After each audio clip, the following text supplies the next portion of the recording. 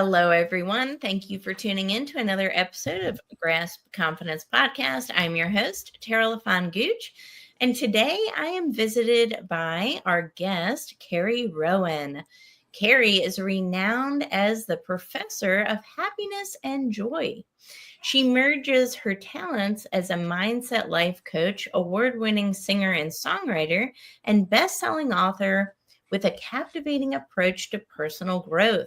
Her book, Tell a New Story, lays out a transformative journey from negativity to joy. With her dynamic blend of art, science, and magnetic presence, she shines as a speaker and edutainer, alongside hosting the widely acclaimed podcast, Look for the Good, which has engaged over 200,000 listeners to date.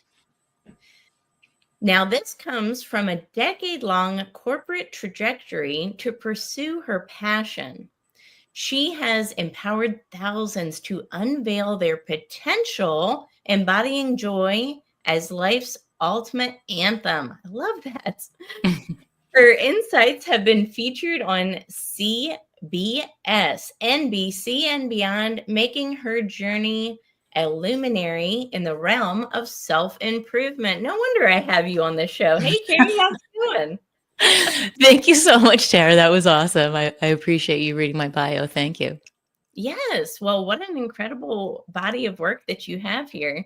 And, one of my favorite words is illuminate. So I just want to touch on that, because what word drives out darkness other than that word, right? So when I think of personal empowerment, not just for ourselves, but also the collective responsibility that we all have, it's that word illuminate, to drive out the darkness within ourselves and the world around us. So I absolutely love what you said in your bio. It really resonated. Thank you. Yeah, and I love that idea of illuminate, right? Because there's no dark switch in a room, right? We have to come into the room and turn the light on. That's really the only way to dissipate that darkness. And I love that thought. I think that's really fabulous. Well, this is quite, an incredible career you've had. You and I both started off in the corporate world, and we've had kind of similar paths, right? So we started off in corporate, kind of looking for our why, finding our purpose, our meaning, fulfillment in life. And then we both host podcasts. Hopefully mine will be a radio show someday. We talked about that, right? Yeah. We're both best-selling authors. We, kind of have a similar path towards this personal improvement and development. I just would love to hear a little bit about the journey, right? Because right now, a lot of our listeners, they're thinking, how did Carrie get to this point where she was featured on, CBS and NBC and all of these amazing networks and have this amazing show and be this like awesome entrepreneur? But there was a time before all this happened. So if we could just take a few steps back, and you could take us back to a time when things were a little different. Sure.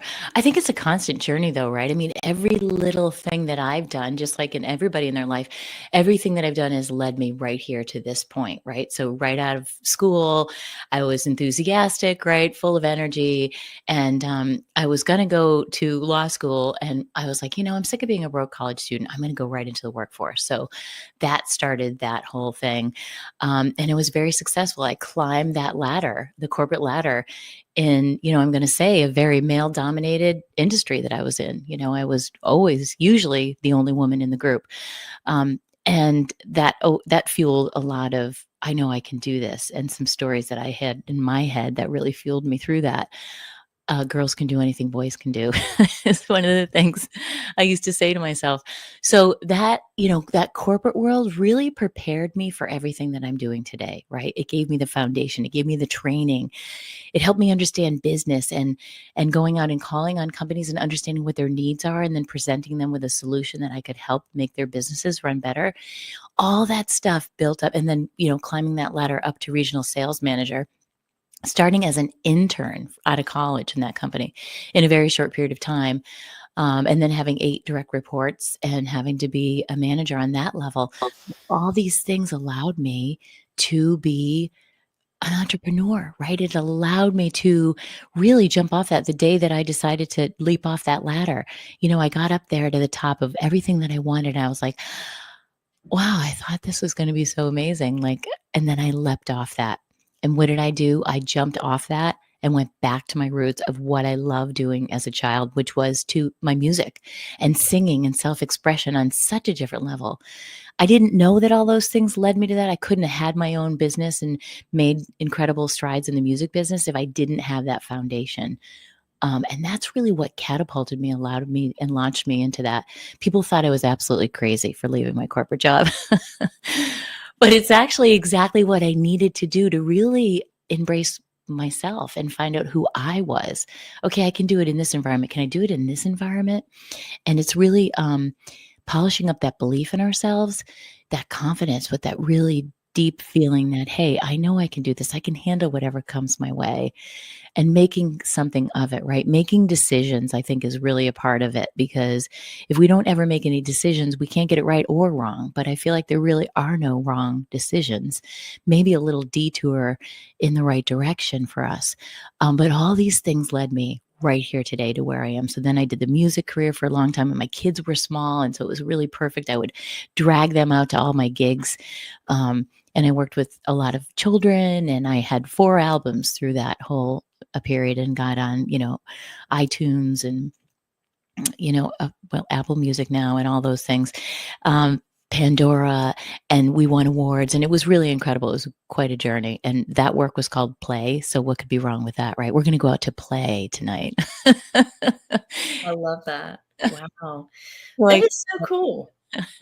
I think you're the first award-winning songwriter I have interviewed. In fact, yes, you are. That is so cool. And you and I both came from a sales background in corporate. So I was a corporate sales director, very similar. And it's funny, on the outside, it looked like I had the American dream. I think you're describing a similar thing, right? You had a nice salary. I had a company car.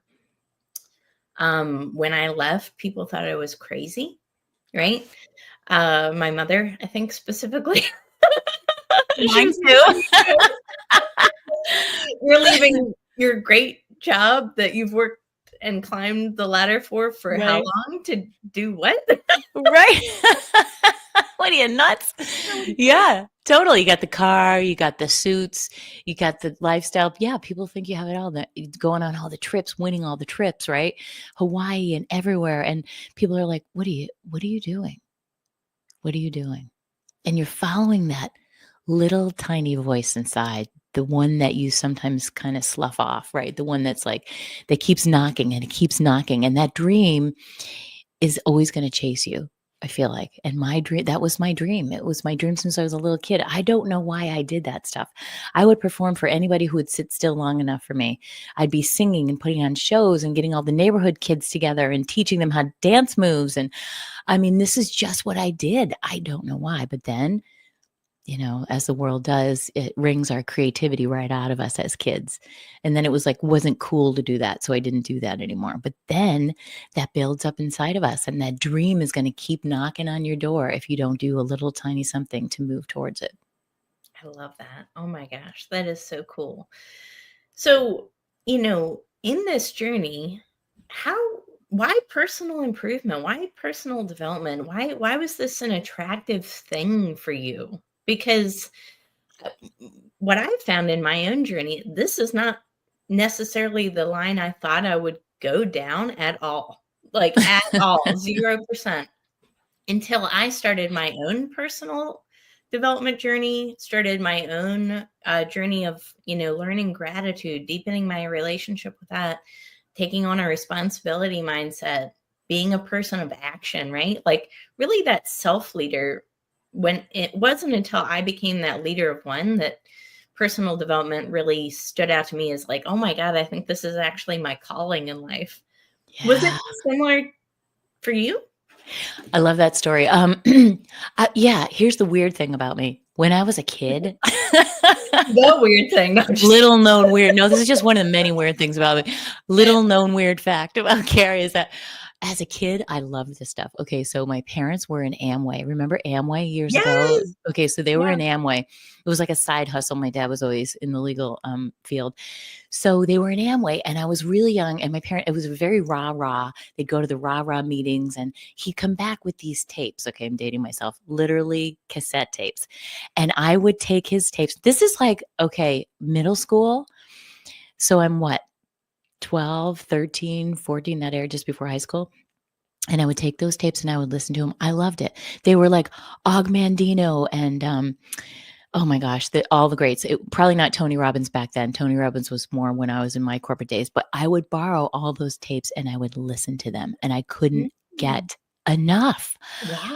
I Wow. know, it was like Norman Vincent Peale and all these incredible, and I loved it. I don't know why. My parents had a Wayne Dyer book. I remember grabbing that book and reading it when I was young. It was and so I was probably in early high school years. So for something in me loved that, and it was super inspirational. Like I'd leave little notes. We didn't have sticky notes back then, but I would leave little notes on my dad's mirror. Please stop smoking, Dad, or whatever. Like I wanted his life to be, to be better, or I would just it was who I was inside, and it was something that filled me up. So this started from a really young age. And so then I just became a magnet towards that. I started reading it. And then when I was in sales and I had people that reported to me, I couldn't wait to share all this with them and do trainings on it. And I remember dragging this one young kid. He was awesome. And he was my first like trial. I was a trial. They termed it like a sales training manager. So they gave me one person to manage. And I was dragged him to Tony Robbins. Now, this is before Tony Robbins was anybody. He wasn't this big, huge, famous guy. And we went to Tony Robbins. It was like, who is this weird guy right in Worcester, Mass? Like he's probably never been there since. And this young guy was all gung-ho. And the next day he comes in and quits on me. My only trainee comes in and quits after I took him to Tony Robbins. Because he was so inspired and all he ever wanted to do was start his own fitness company. He was like the super buff fit guy. So the next day he came in and quit. He said, Carrie, thank you so much. You've just changed my life. I'm finally going to follow my passion and start my own business. And so that is just a small little side story I tell in my book. Who knew? That is hilarious. Not the intended consequence for sure, right? Not the intended consequence. Yeah. But as a leader, I love that story because as a leader, our responsibility is to not throw down the ladder from which we rise.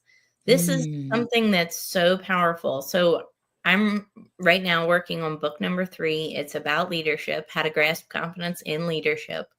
And I talk about that exact thing, that it's a duty and responsibility to inspire people, because ultimately, if we're not raising up the collective and helping other people increase their life and tap into their purpose, right?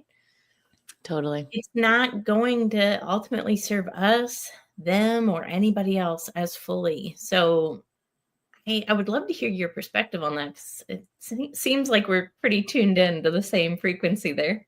Absolutely. And I think that was just a great example of that. Like I was more interested in inspiring this young person to go follow their dreams. And I totally got that. Right. So yeah, it's stopping and looking behind you and offering a hand to the person behind you, because we're always doing things. And as doers in this world, and we like to accomplish things. If you want something done, give it to the busiest person you know, like Tara. And we're lifting, right? We're lifting people up along the way. We're almost dragging them sometimes with us because we're so excited. And that enthusiasm is really contagious. And my dad used to say this, and I talk about this in the book. He would say, Carrie, when God gives you talents like that and gifts, he would call them gifts, it's your responsibility to share them with the world. And I really took that to heart. Yes. And I believe the same about our stories, right? If we have a story that could change lives or save them, it's the same duty and responsibility, because somebody out there, I like to think this way, that somebody out there, I don't know who they are, could be praying for me to show up today. They don't know who I am, but they're looking, they're searching, right? They're searching for a message, a deeper meaning. Maybe they're searching for you to share your story so they feel less alone, right? So that they have a leader and a mentor to look up to.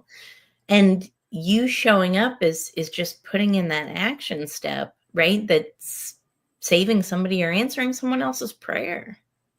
Yeah. I really believe that. I really believe that too. That's beautiful the way you described it. And I used to think a lot about that with my music, because I wasn't trying to be, famous. I just had a message to share with the world. And my music became like a healing balm for me because I had a lot of tragedies and things that happened to me in life in that period of time before I launched my album. And it was because of that, really, that I launched my album. When life throws lemons, I have this thing and I call it polishing your pearls. Never mind lemons and making lemonade. Life is throwing oysters, these slimy, disgusting things at you. And you have got to, you have got to roll up your sleeves. You got to get in there. You got to dig for that pearl. And even when you find that pearl, it's going to be all sloppy and gross. And you got to polish it up. You got to clean it off. And I think about my music like in terms of my pearls, right? And you can find those gems. And I would start writing about what happened and journaling every morning. And I had 2 little babies at home at the time. There was a high stress, lots going on. And so then that journaling turned into poems, which turned into songs, which turned into my first full-length album. Do I wish those things happened in my life that inspired all that? Of course, I wish that they didn't happen. But we can't change those things. And when we can understand, all we can do is really just try to make something beautiful of our broken things, as I heard Jewel say one time. And that really touched my heart. And so I used to think just what you said about my music, like if there's just one person out there that hears a song and feels a little less alone and more understood, well, then that's success to me. Yes, exactly. I love that. Such an open-minded perspective. And it's, a good thing to keep in mind because there's a lot of people who are afraid to share their stories. They're afraid of judgment. They're afraid of ridicule. They're afraid of people thinking less of them. But what I have found is actually the opposite. That it was when I was afraid and making, decisions based on fear that I couldn't really connect with others. And ultimately, I was struggling, not, necessarily in one way either. It could have been more than one way, financially or emotionally, physically, whatever. It wasn't until I really opened up and really started sharing my story in my first book, on this podcast, and on, keynote speeches, what have you, that really so many opportunities did open up for me. And I'm not the only one. I've seen this countless times. Haven't you? Oh my gosh. Yeah. I mean, that's what my whole book is about, right? It's like it's all about our stories. Yeah. And even as, you're right. I was writing my book. So you've got 3 books. I've got 1, but I'm thinking about writing my next book. And I think you'll find for all those, you start to question, even as we've done this work our whole lives, certain things trigger that fear in us. Certain things trigger that imposter syndrome in this particular situation, I'm going to call it. Is that questioning, oh my God, do I really want to share these stories? Like, oh, what are people, it's that whole thing. What are the neighbors going to say? All those little stories that we have in our heads that are floating around, which is really just our limiting beliefs.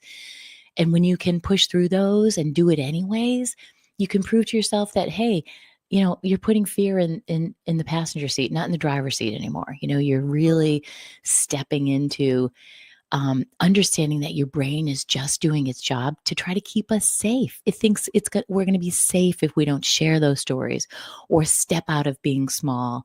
It wants to keep us small and contained. And when we can understand that and be like, hey, brain, thanks so much for trying to keep me safe, but I got this, and go for it anyways, our whole life can change. Exactly. And, people's memories are short, so even if somebody was, didn't like what you had to say, it doesn't matter. You're not trying to serve them anyway. And in a couple months, it'll be forgotten. Don't focus on one person, right? I think so many times we're focused on that one person. But what Mm. about the 100 people who came and showed up, right? Yeah. And there's been plenty of people that haven't agreed with, my book or whatever type of story, or didn't like it for some kind of reason. I don't focus on those 4 people. Right. I focus on the 80 that have left positive reviews. Hmm. Right? So true. You can do that all day long. You can focus on the negative, or you can choose to focus on the positive. And when you choose to focus on the positive, and it is a choice, you'll actually find it's multiples of whatever negative there was. So There's going to true. be 1 or 2 negatives for every 70, 80 positives. It's so true. And I talk about this in the book as well. We always focus on that one negative. I tell the story about when we launched one of my best friends and I used to get to play together all the time. And so we launched this kids album, and I put it up on Amazon, and it was like best-selling, #1 new release. We sold more albums that year than we did probably in 6 months than we did in like years, schlepping around onesie twosie at shows. And so we're touching families all around. And when I write kids music, it has a message in there, right, for the kids, like to really get through to not think so negatively, or to look for what's good, or to learn how to say, oh, well. So anyways, we've gotten flooded with incredible reviews. And then there's that one bad review. I don't know how you leave a bad review about a kid's album, but they're somebody who's having a bad day. Like, what's wrong with all the time? Like, why would you even leave a review? I know. Like, really? You're going to knock on this little light of mine? Like, what's wrong with that? So but instead we were upset about it. And like, I thought about that all the time, never mind, the hundreds of other reviews. It was that one silly little review where someone was probably just having a bad day. And, so we can laugh about it now, right? But we were hung up on that because that's how the mind works. Again, that's that. Oh, but we get what we look for. So if I focus on that, I'm going to go in a downward spiral.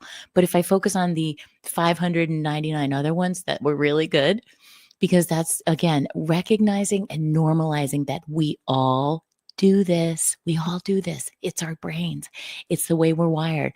And when you can overcome that biology, which is, I like to term it as that, learning to overcome that fear biology that tries to run our lives, but doesn't have to, then we can learn to live a beautiful life and do those things that scare us the most, but we know are for our best and highest good.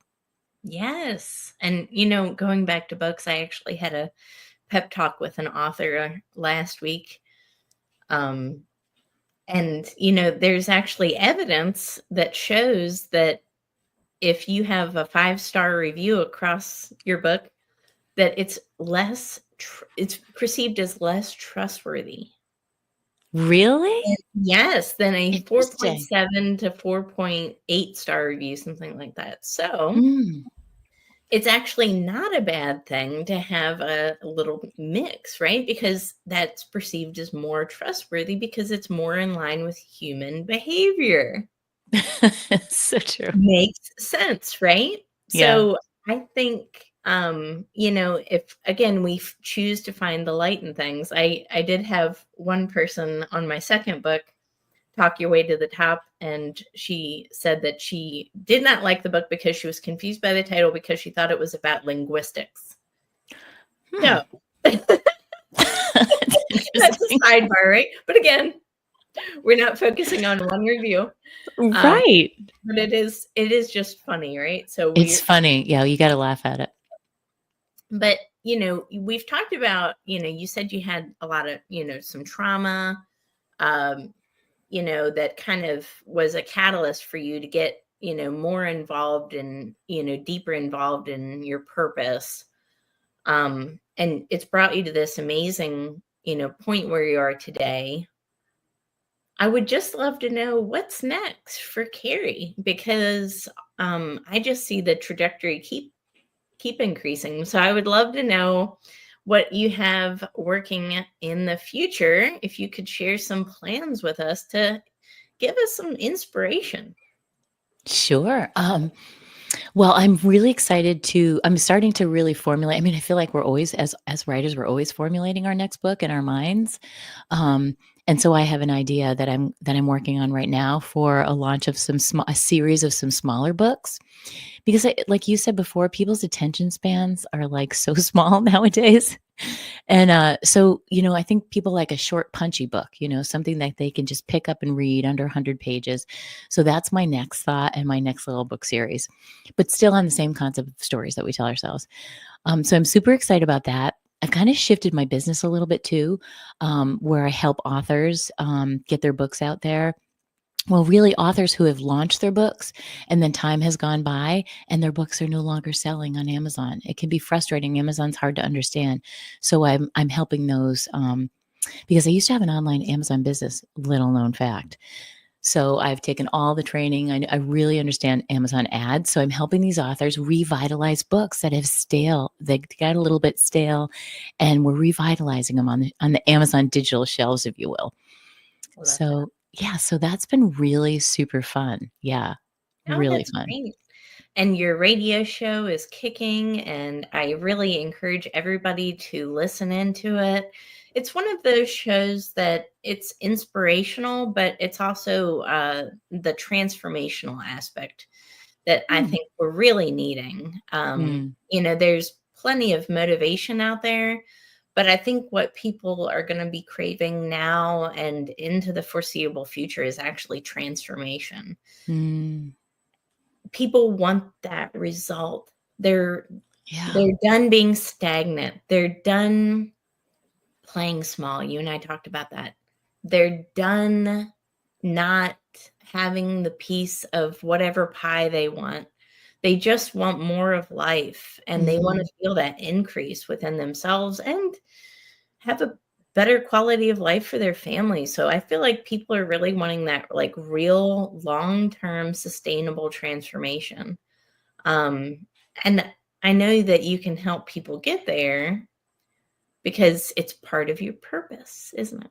It's totally part of my purpose. I love helping people really figure out what it is. Like you just said, there's that feeling inside of them that something's missing. They can have a very successful career, even they can have all the things, but they still feel empty because if you don't, like you said, if you don't have that purpose, if you don't have a reason for jumping out of bed that's really bigger than you are, something that you're feeding, that you believe in, um, it stifles your growth. It makes you play small.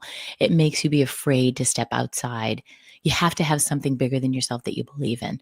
And I love helping people go back to figure out what's inside of them. What is it, that thing that you said that you always wanted to do? Because here's the thing, when you're 90 or 100 years old and you're sitting in that rocking chair and you're thinking about your life, studies show that people don't talk about the things that they did.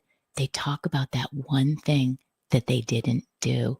That one thing. So what's that one thing that you long to do, that you always wanted to do, that you still haven't done? And I love teaching people how to take baby little steps every single day because it feels overwhelming. How am I ever going to do that? How am I ever going to get there? Um, and so it's those baby little things that you make part of your life. You make a little ritual for yourself that you do every single morning. And that starts to build and start to accumulate some momentum in the right direction. And it's really that simple. Wow. I love it. I believe in that too. It's about that 1%, right? Getting a Yes. little better every single day. Yeah, And you do it with intentionality, right? Think of absolutely. one thing. And I challenge anybody listening to this to think of one thing that you know you could be doing, right? Because we all could be doing more. Mhm. That one thing that you could be doing that's going to make a marked improvement on your life right now, right? So Mm. think of it as putting that cash in the bank. You're making an investment. What is that one thing you could do today? Now, the next thing is show up for it. Yeah. Be intentional, show up for it, and make sure you are committing to something. I think that builds confidence. And I rarely hear people quite talk about that. But when we make a commitment to ourselves and to other people, following through with it builds self assurance, it builds self esteem. And if you do that enough, it's sustainable confidence because every single day you're putting in action that is an investment towards your growth. And this is not rocket science, right? But it's that fierce consistency. Mm. And the analogy I think of in my head when I think about this is the largest boulder can be broken with a steady stream of water over time. Mm. Indisputable. We I know love that is that. reality, right? It's so true. Indisputable. It doesn't matter how big the boulder is, a relentlessly consistent stream of water will break that boulder. So it's that 1% just chipping at it every single day. And before long, the path is already paved for you. You just Mm. have to show up. I love that. And that's so true, because that's really where the confidence gets built, and people think you're born with it. No, this is something that you can develop in yourself. Just like I said, every single morning showing up, because you said you would. Every morning when I come down to my office at 8, nobody makes me, but it's just my thing, and I show up for myself. And I feel like when you tie into that greater purpose of why you're doing it and how you're affecting other people, it just naturally motivates you to want to do it, because it's your responsibility to share those gifts, just like my dad said, with the world. That's right. I love that. Well, Carrie, it has been amazing. Thank you so much for being a guest on my show. And for anyone who is listening right now, I was also a guest on Carrie's radio show not too long ago. So feel free to check out that interview. We talked about confidence, we talked about grasp, and it was a really great exchange. So thank you for everyone who listened. Don't forget to subscribe, leave a review, and share this episode with your friends, your family, your audiences. We only grow as much as you help us grow. So this all comes down to you and your support. I want to thank you so much for everyone, and we will see you on the next episode.